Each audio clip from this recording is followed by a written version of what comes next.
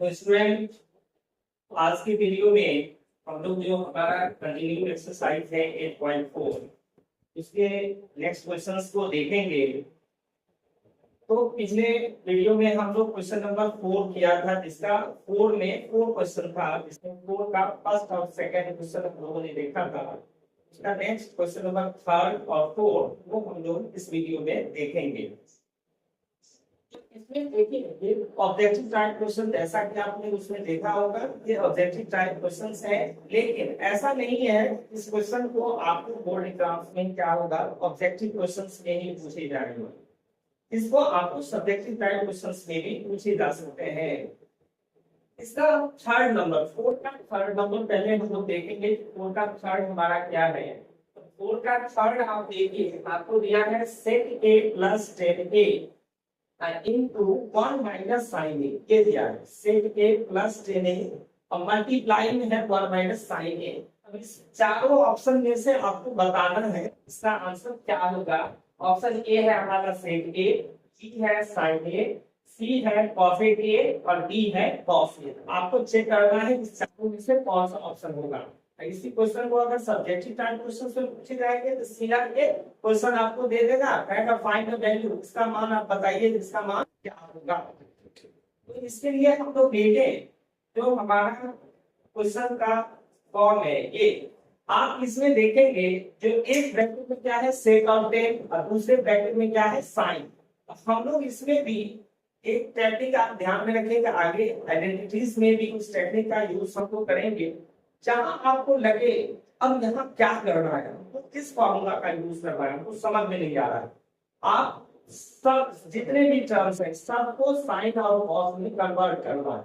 वो कन्वर्ट कर पाएंगे तो जब आपको वो उसका फॉर्मूला याद रहेगा तब आप आसानी से उसको साइन कॉस में चेंज कर सकते हैं। अब जैसे मैं करता हूँ, आप देखिए सेक ए है तो sec theta equal to formula क्या होता है 1 बाय cos थीटा।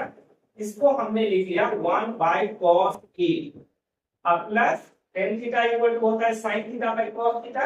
इसको हम लिख लेते हैं sine A by cos A, ये हो गया। और दूसरा ब्रैकेट का 1 माइनस साइन ए, इसको हम लोग उसी तरह छोड़ देंगे, जो वो जैसा था वैसा ही हम लोग इसको छोड़ देंगे। अब इसमें आ जाएंगे, इसमें हम लोग देखिए दोनों का एलसीएम लेना है, यहाँ भी कॉस है यहाँ भी कॉस है, इसका एलसीएम हम लोगों का क्या हो जाएगा कॉस ए हो जाएगा एलसीएम। अब जब दोनों का डिनोमिनेटर सेम है ऊपर वाला टर्म वैसे ही आ जाएगा, आप एडिशन के रूप से जानते हैं। तो यहाँ पर क्या आ जाएगा 1 प्लस साइन ए और मल्टीप्लाई, अब दूसरे ब्रैकेट में क्या है 1 माइनस साइन ए। 1 माइनस साइन ए का मतलब क्या होता है 1 माइनस साइन ए बाय 1। कोई भी टर्म आप लिखते हैं इसका मतलब क्या होता है उसके नीचे में 1 है। अगर मान लीजिए कोई नंबर आप 2 लिख रहे हैं, 2 का मतलब होता है 2 बाय 1। जैसे कोई नंबर आप 5 लिखते हैं तो 5 का मतलब होता है 5 बाय 1। कोई नंबर सपोज कीजिए -10 -10 हम ले रहे हैं, उसका मतलब हो गया -10 बाय 8, मतलब उसके नीचे 1 छिपा हुआ होता है। उसी तरह यहाँ 1 माइनस साइन ए सीधा लिखा हुआ था, that means 1 minus sine A divided by 1 है नीचे, इसलिए हमने लिखा है। अब आपको मल्टीप्लाई करने में आसानी होगी। मल्टीप्लाई तो हम लोग फ्रैक्शन क्या करते हैं, ऊपर ऊपर मल्टीप्लाई करेंगे और नीचे नीचे मल्टीप्लाई हम लोग करते हैं। देखिए ऊपर में क्या है हमारा, ऊपर में इस साइड है 1 प्लस साइन ए और दूसरा साइड क्या है 1 माइनस साइन ए है। तो इसको हम लोग जो है तो आप देखिएगा 1 को आप ए मान लीजिए और साइन ए को क्या मान लीजिए बी मान लीजिए। तो देखिए फॉर्मूला आपका बनेगा ए प्लस बी मल्टीप्लाई ए माइनस बी। फॉर्मूला क्या हो जाता है ए स्क्वायर माइनस बी स्क्वायर।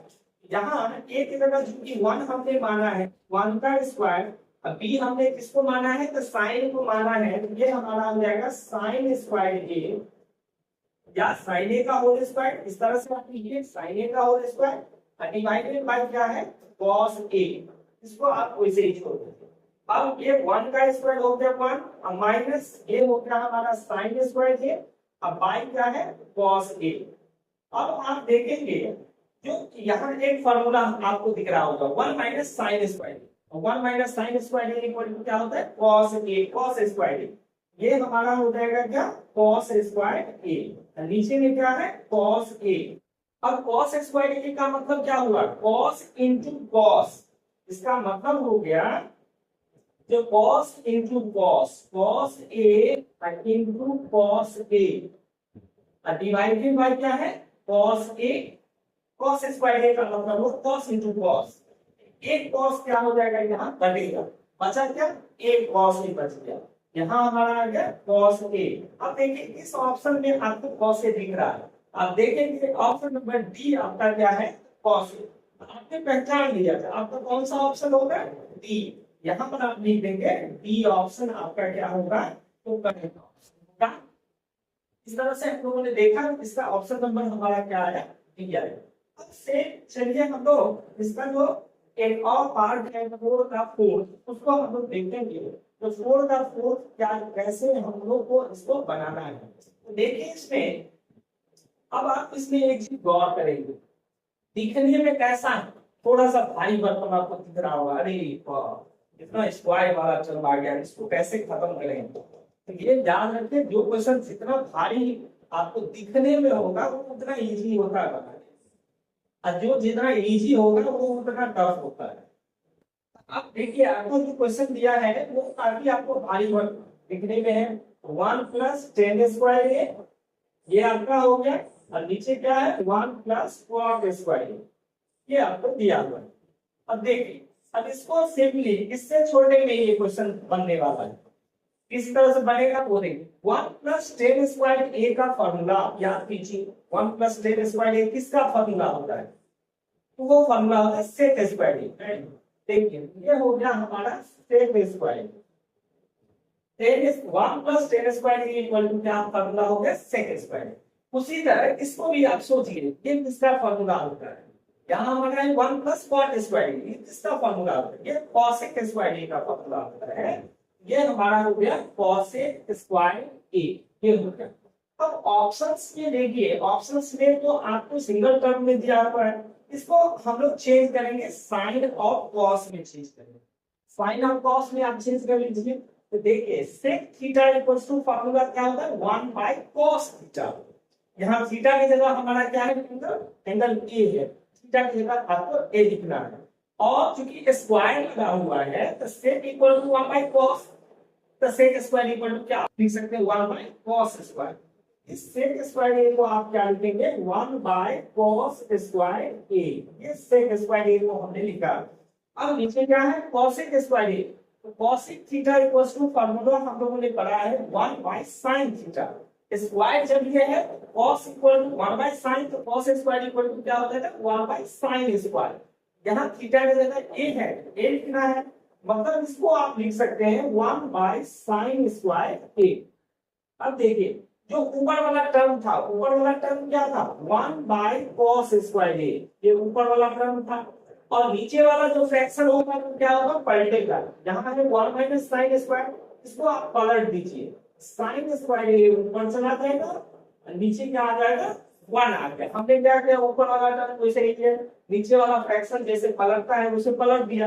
अब sin स्क्वायर ए को 1 से मल्टीप्लाई, बीच में मल्टीप्लाई का साइन है, इसको sin स्क्वायर ए को 1 से हम मल्टीप्लाई करेंगे, तो मल्टीप्लाई करेंगे क्या आ जाएगा हमारा sin स्क्वायर ए, और डिवाइडेड बाय, अब नीचे वाला टर्म है cos square A, cos square A को 1 से मल्टीप्लाई कर दीजिए, ये हमारा क्या आ जाएगा cos स्क्वायर ए। अब देखिए बन गया हम लोग का क्वेश्चन।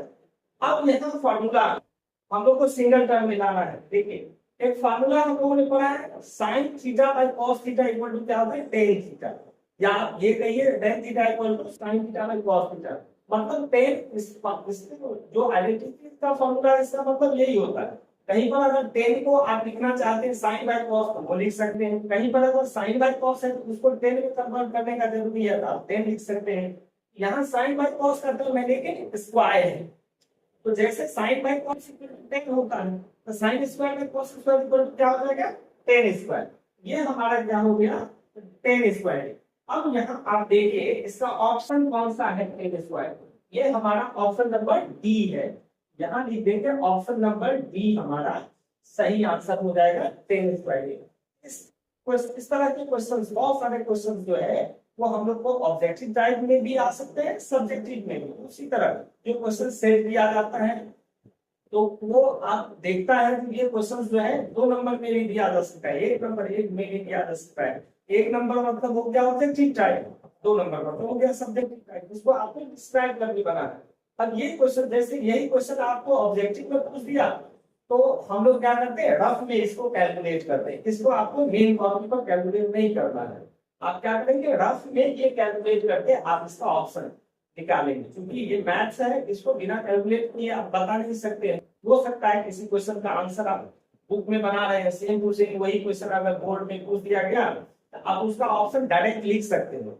लेकिन यहाँ अगर आपको ऑप्शन नहीं पता है कौन सा ऑप्शन होगा तो आप क्या करेंगे, इसको रफ में बनाएंगे, याद रखेंगे इसको मेन कॉपी में नहीं बनाना है। अगर ऑब्जेक्टिव टाइप क्वेश्चन आप बना रहे हैं इसको रफ में आप बनाएंगे, जो आपका आंसर आएगा वो देखेंगे तो ऑप्शन कौन सा है आपको ऑप्शन में टिक करना है। अगर मान लीजिए जो ओएमआर सीट में ही आपको कलर करना है तो जो इसका ऑप्शन नंबर होगा वो ऑप्शन नंबर को आपको कलर करना है।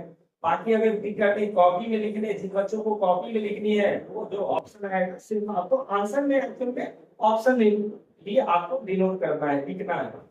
बाकी जो भी कैलकुलेशन होंगे वो रफ कॉपी में होंगे।